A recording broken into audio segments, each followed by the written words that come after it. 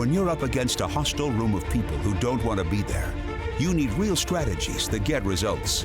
Welcome to From Hostage to Hero, the show that gives you practical advice you can use right now in the courtroom, boardroom, or classroom. Learn how to move your unwilling audience to one that is invested in what you're saying, eager to participate, and engaged in the process. Learn from the attorney whisperer herself, your host, Sari Delamotte. Welcome, welcome. We are back with another episode. Are you trying the other side's case? Here's how to know. Before we get started, I don't know if I ever called out this review. If I did, I apologize, but it's such a great one that I wanted to make sure that I called it out. And it's from Kim F.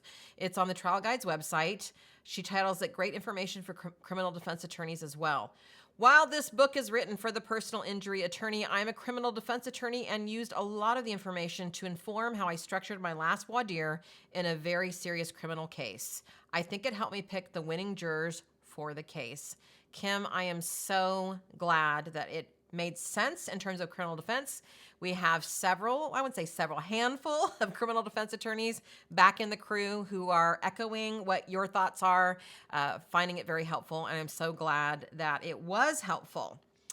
Alrighty, well, today, this has been coming up a lot, even though I haven't been podcasting the last 2 months. This has been coming up a lot now that I'm back podcasting this January, from the last fall that I was saving to kind of talk to you about. I'm finding more and more often that y'all are trying the other side's case, but it's getting in there kind of in a sneaky way. Now, I know I had a podcast episode titled The Sneaky Ways Defense Points Get in Your Funnels, I think is what it's called. Again, I should have looked it up before I started. But in that podcast, I talked about how when you're creating funnels, and if you don't know what a funnel is, it is basically the metaphor that we're using. We actually use an actual, picture of a funnel when we're playing with them, but it's the metaphor of we start big with experiential questions and we get down to a principle. So oftentimes, or all the time, I should say, I will tell clients we never funnel a defense point. We never want the jury to give us a principle, because in my method, the juries always give us the principles, not the other way around.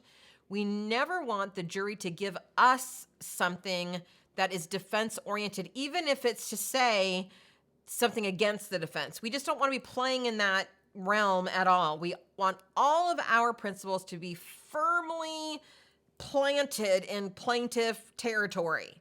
Okay?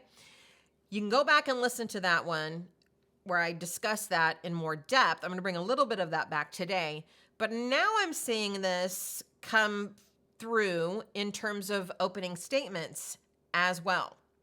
Now, before I tell you how this is all happening and whether to know it's happening in your case, because here's the thing, I don't think you know it's happening because you are so conditioned to think in this way that I'm going to talk about today that you don't see it anymore. So I'm going to give you one simple way to know, but I'm going to give you a bunch of examples before we get there of what I'm trying to get at. So why is this important? That's what I want to talk about before we talk about how to know whether or not you're doing it. 3 things. There's probably more, but here are the 3 that I really want to highlight. The first one is jurors have no information. Now, if you're like, what the heck does that have to do with trying the other side's case? Here's why this is important. Anything that you say, they're going to take it and they're going to run with it. Anything. Because they know they're there to do a job and they don't know what that job is or how to do it, which creates the very hostageness which my book is based on. It creates a brain attack because they don't know why they're there. They don't know how to do it. They don't have any certainty. They don't have any status. They don't have any autonomy, all of the things. And so their brain is under attack. So the minute that any information shows up, they're going to take it and start trying to file it away in their brain so that they can create some safety for themselves. It's literally what their brain is trained to do. It's kind of like if you have a bunch of people who are starving, right? And you bring out a plastic pork chop, they're not going to know it's not a real pork chop because they're starving and they're just going to go for it, right? Because it's food. That's what they think. It's food. So knowing that the jurors' brains are in attack mode and that they are in fight or flight and that any little piece of information they're going to take and gobble up, we'd better damn well not be trying the other side's case, because that's not going to go well for us. So that's the first one, why this is so important that you get what I'm saying today. The second reason is you go first. In most jurisdictions, there's some weird-ass jurisdictions out there where you don't. But if you're a plaintiff attorney, in most jurisdictions in the United States of America, you go first. This is a huge advantage. It is also a huge disadvantage if you don't take an opportunity to use this to your advantage. So whatever you talk about, especially the very first thing you say, that's what the case is about. Boom, the end. So if your hook, and I'm going to give you an example today, meaning the first thing out of your mouth in your opening statement is defense-oriented, that means that's what the case is about. Right there and then. And that leads us to the third thing, which is first impressions are everything. We've heard that all the time in a variety of scenarios in life, right? You never have a second chance to make a first impression, blah, blah, blah. The reason why that's so important is that first impressions are hard to undo and sometimes completely impossible to undo. Because of the jury being in this state where their brains are like, oh my God, I don't know why I'm here. I don't know what to do. They're just looking for anything, any kind of guidance, because their brains are so primed, more than other brains, really, in other situations. It's a very unique situation. And if you come out and you say something defense-oriented, and that's their first impression, and they're absolutely wanting information, we are either going to have an incredible uphill battle to try to turn that around, and or we won't be able to. So that is why it is so important that you are not inadvertently trying the other side's case. Now, let me define for you what I mean by trying the other side's case, because I'm not sure that we all agree on what that is. So here's how I see it. For example, let's say we're sitting in a trial consult with you and me, and I will ask, okay, so what happened? So you'll say, X happened. And I'll say, well, why did that happen? And you'll say, it happened because of Y, right? X and Y. And then I'll say, well, what do they say happened? And you'll say, well, they say this. And then we'll get to trial. Well, we won't, because I won't let you do this. But for most people, you'll go to trial, and then you will defend what they say happened, instead of starting where we began, which is it happened because of Y. So let me say that again. X happened. We say it happened because of Y. They say this is why, or Z is why it happened. And we go to trial trying to defend or tell the juries why Z is wrong, when we should be focusing on Y. Y is where it's at. That is what our case is about. But most of you go in trying to prove to the jury why they're wrong about Z. Who gives a fuck about Z? Now, I know you're like, I need to give a fuck about Z. And yes, you do. And I'm going to get to that in just a minute. But my point is, and this is the big, big thing I want you to get from this podcast episode. Whatever you spend time on, you make important. Whatever you say first, you make important. Whatever the jurors hear first, they make important. So yes, we are going to have to deal with their stupid bullshit Z reason of why this happened. But that is not what we are going to hang our hat on. We're going to consistently come back to X happened because of Y. Now, they're going to try to tell you it's Z. We're going to deal with that later. But it happened because of Y. It happened because of Y. It happened because of Y. Let me give you some examples. And again, there is nuance. for sure, because oftentimes the way you put your cases together is you are defending the defense, right? That's part of it. You have to kind of undermine their defenses. That's why David Ball calls it that in his opening statement template, and I call it the challenges section. It's like, here's what they're saying, basically. But here's why this is a problem. So real world example from H2H. So we have a case where a dog, and I'm not going to give you details because it's an active case, but a dog attacked someone. Okay? So that's me asking what happened. Dog attacked someone. Okay? And so then I'll say why, which again, when I ask why, that should be your why in terms of our little algebra equation here, right? X happened, and next I want to fill in the why. Why? Why did it happen? Well, because an aggressive dog was not securely kept away from people. All right? Now, what do they say about this? Right? What's their Z? Right? Well, they say they had an invisible fence. Invisible collar, that whole thing around a dog. So when this person came in to play with this in the membership, and I did ask permission to talk about this before, that's why I'm not giving any details about who it is or where this is being tried or any other details. The hook right out of their mouth had to do with invisible fences. And it kept hitting me wrong because, by the way, I don't actually ask when they come into the membership, what happened and what are they saying and what are you saying? I just say, okay, go, opening. So I can kind of hear it like a jury would hear it.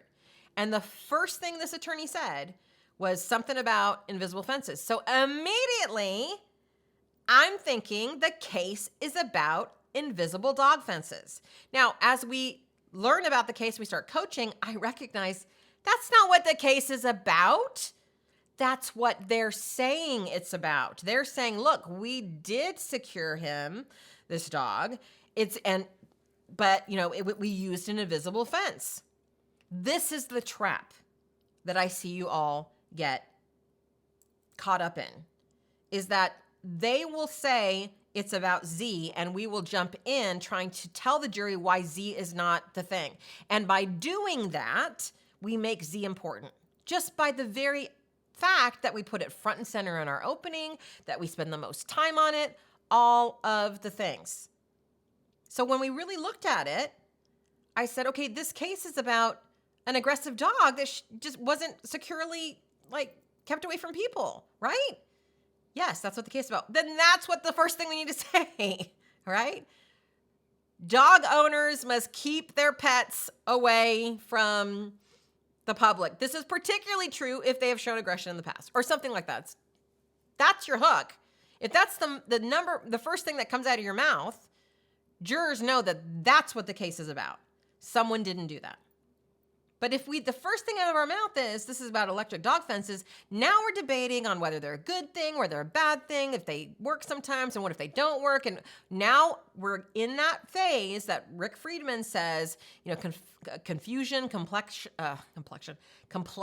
and ambiguity. Those are tools of the defense. That's their job, is to confuse things. Our job is not to jump in after that and confuse it some more. Our job is to keep saying to the jury, no. This is about why. This is about why. This is about why. X happened because of why. X happened because of why. They can be over there stomping their feet, having their little tantrums about Z. We're not going to give that any extra attention. At least not in H2H, we're not. And I know this is really hard for you to do because you've so been trained to go after their arguments and dismantle them. And yes, there is a place to do that. And I'm going to talk about it when we get to the end. I'm not saying we ignore that altogether. But if you're putting it front and center, that's a problem. For example, take the Eric Penn case. Eric Penn, my gorgeous little friend in Texas, who I adore. And he had that big Warner trucking case where he won $1 bazillion, right? And so in this case, what is X? Meaning, what happened, okay? A passenger vehicle, carrying a family of 4, lost control on an icy highway and slammed into a semi-truck. Now, when I first heard that, I was like, how the hell is this case? The truck didn't lose control. The passenger car lose control, and a child died, and another one was rendered a paraplegic. Very sad case. It all came down to the truck driver was going too fast. When you are on icy conditions and you are driving something that weighs, I don't remember, I should know this off the top of my head, but 18 tons, something like that, right? Something huge. It's probably more than that. Maybe I'm thinking 18 because 18-wheeler. But you get my drift. You get the gist. You're driving something that heavy and that big that can cause that much destruction. You have to assume that on icy conditions, other people may lose control. And that if they do lose control and you're going that fast, something really bad is going to happen. And that to prevent accidents, you got to slow the fuck down. Even if, not to mention that you could lose. Just because this person didn't lose control of his truck does not mean he couldn't have. Now, what did they want to say? Well, they wanted to say all kinds of things. But one of the things they wanted to say, and what they kept bringing up, is that it wasn't icy. It wasn't actually that icy. It wasn't that icy.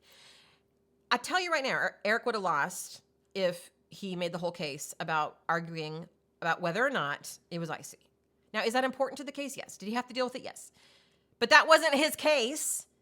His case was the driver was going too fast. The end. That's the why. Let them jump up and down about Z. Well, actually, it wasn't that icy, and actually this, and actually that, and actually this. You've got to really rein in your need to go in after all those arguments and talk about how stupid they are, because what you're doing is giving it attention. Now, as I said, we do have to deal with Z at some point, right? The things that they're going to say. There are two places where we deal with that in voir dire and opening. In voir dire, we deal with that in the devil's advocate section. Or not section, devil's advocate question.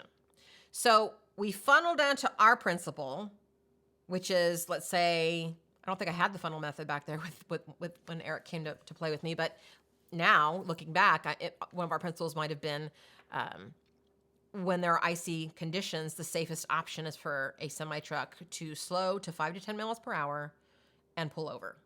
I still remember that all these years later. That was the thing they had to do, right? Maybe that's our principle. Now, we may throw in a devil's advocate going, yeah, but what if they are on a time limit and they really need to get where they're going? Yeah, but what if they're not sure it's icy? They're not really sure. I mean, they can't really see ice on the road, even though it's 30 degrees or whatever, right? We deal with that there in the devil's advocate question. Because if you remember back when we talked about the sneaky way that these get in the defense, these defense points get in the funnel, there's two ways that we can know that. And I'm going to show you in a minute what that is. But that's where we deal with those things. We never legitimize in voir dire or anywhere else a defense point. We never talk about it, look at it, make it sound like it's reasonable, and then tear it apart. No, it's always unreasonable. Nearly always. I mean, there's always an exception. So we use the different tone of voice. We're like, yeah, but what if they're in a hurry? Yeah, but what if they're carrying ice cream? Whatever. And the jurors fix all your problems. I'm telling you, the devil's advocate question is just my favorite thing ever. But this is not, I have a whole podcast on that. Go listen to that if you want to listen to that.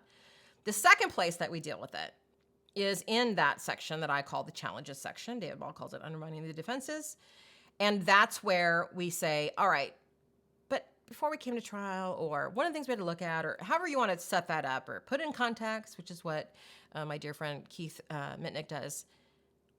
However you set that up, the point is, in that section, we're saying, how do we know it was icy that night?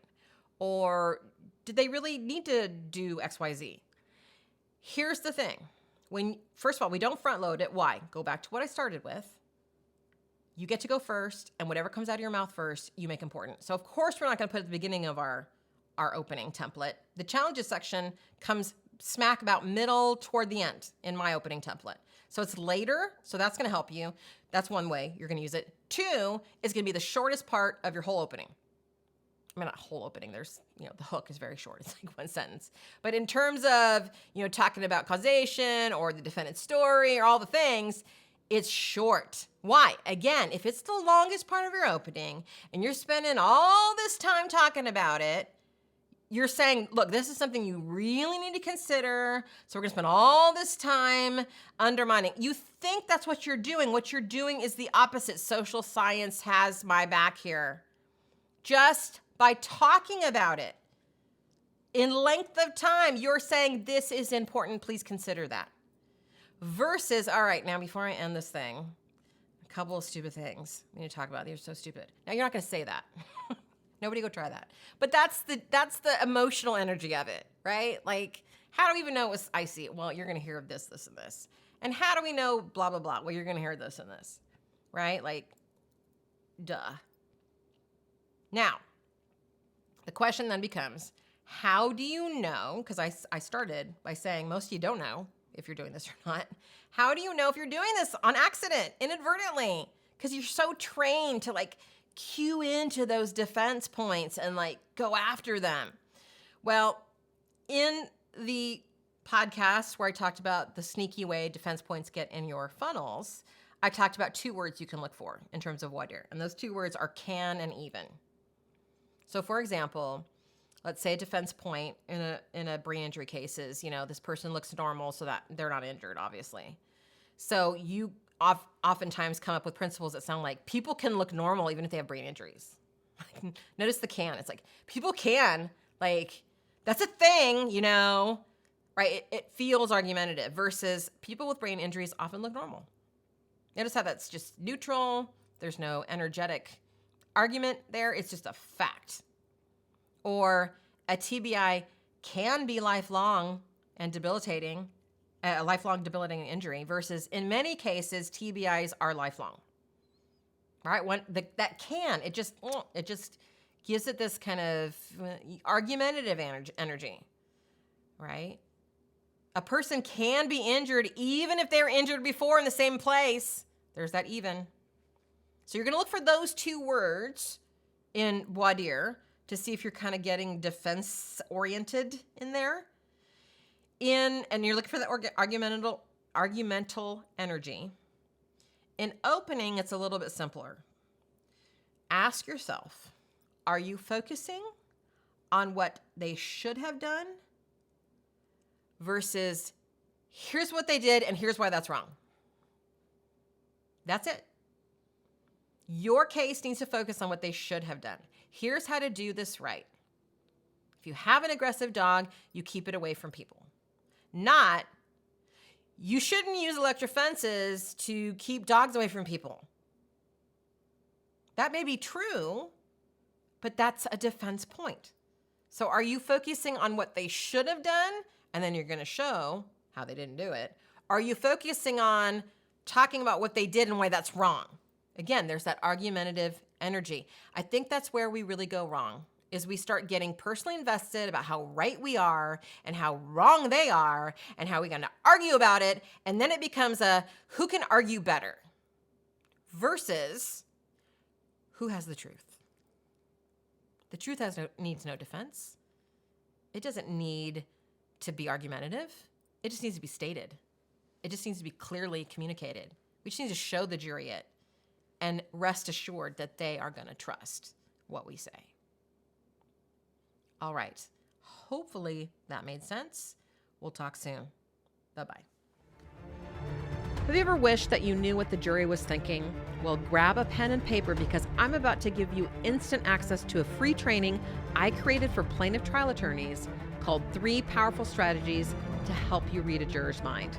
It's going to help you to understand what the jury is thinking so you'll feel confident to trust them and yourself in the courtroom. Ready for the address? Go to sariswears.com/jury. Enjoy.